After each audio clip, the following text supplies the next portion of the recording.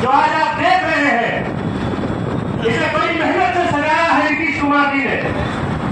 1994 में जब उन्होंने समता पार्टी को बनाया था, मेरे पिता ब्रह्मानंद मंडल जी इस मुंगेर के सांसद हुआ करते थे। वो कहा करते थे अपराध का राजनीतिकरण, राजनीति का अपराधीकरण होगा बिहार के अंदर, और अगर उसके खिलाफ आवाज नहीं उठाएंगे तो लोकतंत्र समाप्त हो जाए। नीतीश कुमार जी वो सूरज निकले जिन्होंने सारे अंधकार को मिटाया, और 2005 में जब बिहार की गद्दी पर बैठे तो हमने उस नए विकसित बिहार को देखा जिसकी कल्पना भी उस बिहार में नहीं की जा सकती। हम अपने बचपन में कल्पना नहीं कर सकते थे। जब एक बार बिजली कटती थी तो 6-6 महीने तक ट्रांसफार्मर लगता नहीं था। आज यह आलम है कि बिजली कटती नहीं है तो कभी काल कटती है बेटे। वह बिहार नीतीश कुमार जी ने बनाया।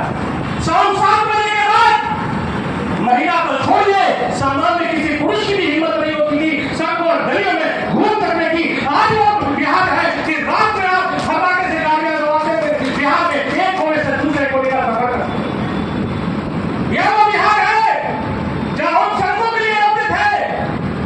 आज ये आलम है कि गांव-गांव तक ऐसी सड़कें हैं जिसको देख करके मन प्रसन्न हो जाता है। आप दिया के अंदर जाए, आप काम के अंदर जाए, आप भूल जाएंगे। अगर आप पहले लंबे समय के बाद जाएंगे तो शायद आप पहचान ना पाए कि यही वो दिया क्षेत्र है, यही वो ताल क्षेत्र है। यह नीतीश कुमार जी ने सजाया है। मेरे पिता ने सपना देखा था मुंगेर गंगा पुल का। 1991 से उन्होंने अनवरत संघर्ष किया मुंगेर गंगा पुल के लिए।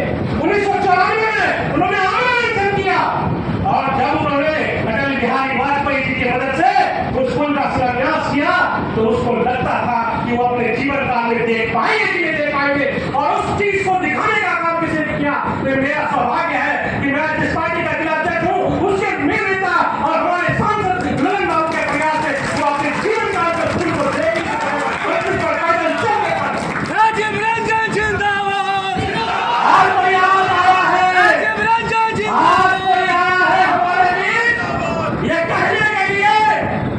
बिहार को अब पिछड़ों को मुक्ति चाहिए। भाई किस चीज से मुक्त हो गए? हम अंधकार से मुक्त हो गए, तुम्हारे अपराध से मुक्त हो गए, उस भय अपराध से। अब तुम तुम्हारा दोबारा हमारे कानूनों में राय को देखना चाहते हो। अब तुम हमारी बहु बेटियों की इज्जत को लुटना देखना चाहते हो। तुम ये देखना चाहते हो कि हमारे नौजवान हमारे बिहार को छोड़ करके बिहार के बाहर फिर वो साथ खोते निकल जाए। ऐसा उम्मीद आप नहीं करके आए और कहते हो कि यहाँ मुक्ति चाहिए। मुक्ति अगर हम लोगों को किसी ने दिलाई है तो वो नीतीश कुमार ने दिलाई है, वो ललन जी ने दिलाई है, और बिहार का एक-एक कार्यकर्ता, एक-एक साथी और बिहार की चौड़ा कार्यकर्ता पूरी मजबूती के साथ एनडीए के साथ खड़ी है। और हमने कहा, जब भारतीय जनता पार्टी ने कहा है कि अगली बार 400 पार, तो हम वादा करते हैं कि मुंगेर का अंदर 4 लाख पार होगा साथियों। इन्हीं शब्दों के साथ अब मैं आग्रह करता हूँ शेर बिहार मुंगेर के आन बान और शान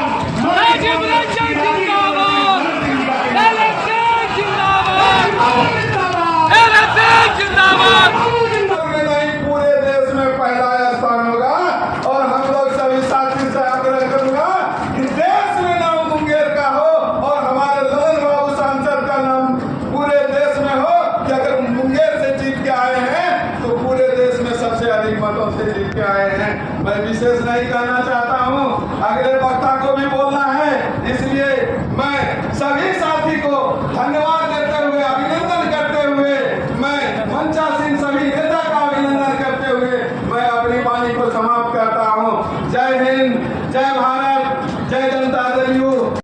प्रथम वक्ता आदरणीय अरुण कुमार पोद्दार जी और आज के इस मंच का संचालन कर रहे हमारे बंद करो जी जनता दल यूनाइटेड के हम परेशान है, तुम ज्यादा परेशान। आदरणीय घर में जाकर के ले लो। राष्ट्रीय जनतांत्रिक गठबंधन के सहयोग कर्मठ संघर्षशील और सदा जनता के बीच में अपनी पहचान बनाने वाले हमारे आज के मुख्य अतिथि आदरणीय राजीव रंजन सिंह और ललन सिंह और सम्मानित मंच सभी को प्रमोद पासवान लोक जनशक्ति पार्टी रामविलास की तरफ से हार्दिक हार्दिक अभिनंदन करता हूँ।